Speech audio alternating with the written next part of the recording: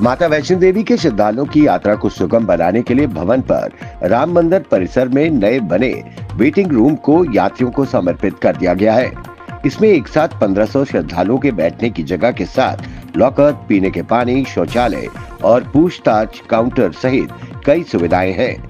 1600 वर्ग फुट में बने इस वेटिंग हॉल में लगाई गई डिजिटल स्क्रीन पर श्रद्धालुओं को लगातार मां वैष्णो देवी की लाइव दर्शन भी होते रहेंगे। चुनावी नतीजों के बाद लगातार ईवीएम की विश्वसनीयता पर सवाल उठा रही कांग्रेस पर बीजेपी ने पलटवार किया है। भाजपा के प्रवक्ता गौरव भाटिया ने कहा कि राहुल गांधी अपने सभी कांग्रेस शासित राज्यों के मुख्यमंत्रियों और निर्वाचित प्रतिनिधियों को पहले इस्तीफा दे देना चाहिए और ये घोषणा करें कि बैलेट पेपर्स की वापसी पर ही चुनाव लड़ेंगे, नहीं तो ये आरोप केवल खोखले शब्द ही बनकर रह जाएंगे। राहुल गांधी ध्यान रखे कि वो भी और उनकी बहन प्रियंका गांधी वाड्रा भी ईवीएम में चुनाव जीतकर ही एमपी बनकर संसद पहुंचे हैं। राहुल गांधी, प्रियंका गांधी वाड्रा और कांग्रेस के सभी राज्यों के मुख्यमंत्रियों और एमपीज को इस्तीफा दे देना चाहिए, क्योंकि ये सभी ईवीएम द्वारा चुनकर आए हैं। जम्मू और कश्मीर में पुलिस कांस्टेबल के 4002 पदों के लिए 5.59 लाख से अधिक उम्मीदवार परीक्षा में शामिल होने के लिए आवेदन कर चुके हैं। अधिकारियों ने बीते दिन ये जानकारी दी। परीक्षा का आयोजन बीते रविवार से जम्मू और कश्मीर में शुरू होने जा रहा है। जम्मू और Kashmir Service Selection Recruitment Board chairperson Indu Kanwal Chib ने बैठक में बताया कि कांस्टेबल होम डिपार्टमेंट के 4002 पदों के लिए 5,59,135 उम्मीदवार परीक्षा देंगे। ये परीक्षा 1 दिसंबर, 8 दिसंबर और 22 दिसंबर को आयोजित होगी।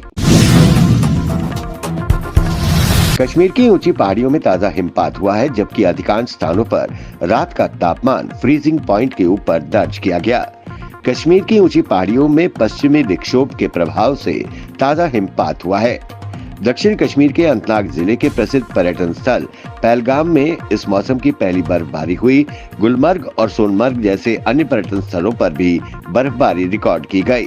2 दिसंबर से कश्मीर की ऊंची पहाड़ियों में हल्की बर्फबारी या बारिश की संभावना है। पीपल्स डेमोक्रेटिक पार्टी की प्रमुख व पूर्व मुख्यमंत्री ने जम्मू कश्मीर के उपराज्यपाल मनोज सिन्हा से माता वैष्णो देवी मंदिर तक जाने वाले ट्रैक पर रोपवे बनाने के निर्णय पर पुनर्विचार करने की अपील की है। उन्होंने कहा कि धार्मिक स्थलों को पर्यटन स्थल में तब्दील नहीं किया जाना चाहिए। महबूबा मुफ्ती ने कटरा में विरोध प्रदर्शन कर रहे लोगों से मुलाकात के बाद पत्रकारों से कहा कि इस परियोजना से वहां के स्थानीय दुकानदारों, मजदूरों और अन्य लोगों की आजीविका पर नकारात्मक प्रभाव पड़ेगा। ये एक धार्मिक स्थल है, इसे उसी तरह से देखा जाना चाहिए जैसा ये है। कश्मीर घाटी के स्कूलों में अभी तक सर्दियों की छुट्टियों की घोषणा नहीं हुई है, लेकिन यूनिवर्सिटीज में छुट्टियों का ऐलान कर दिया गया है। सेंट्रल यूनिवर्सिटी ऑफ कश्मीर में सर्दियों की छुट्टियों का ऐलान हो गया है।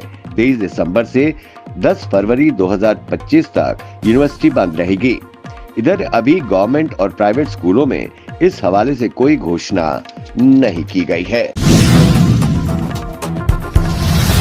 यूथ नेशनल कॉन्फ्रेंस के नेता व मुख्यमंत्री उमर अब्दुल्ला के बेटे जहीर अब्दुल्ला और जमीर अब्दुल्ला ने भी जम्मू में अपनी राजनीतिक सक्रियता बढ़ा दी है। दोनों भाई शेर कश्मीर भवन जम्मू में YNC पदाधिकारियों की बैठक में मौजूद थे।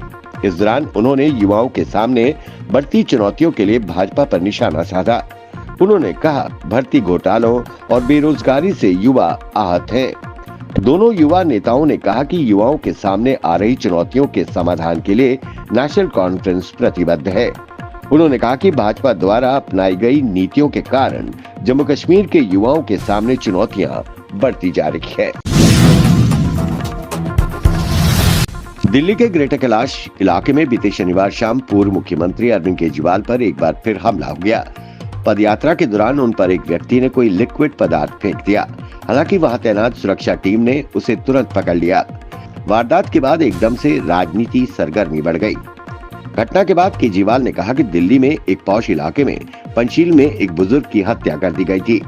दिल्ली में इन दिनों सीनियर सिटीजन्स, महिलाएं, व्यापारी, हर वर्ग के लोग अपराधों का शिकार हो रहे हैं। गृह मंत्री अमित शाह कोई एक्शन नहीं ले रहे हैं। वहीं दिल्ली की मुख्यमंत्री आतिशी ने कहा कि ये सब बीजेपी का करा धरा है, उन्होंने ही केजरीवाल पर हमला करवाया है।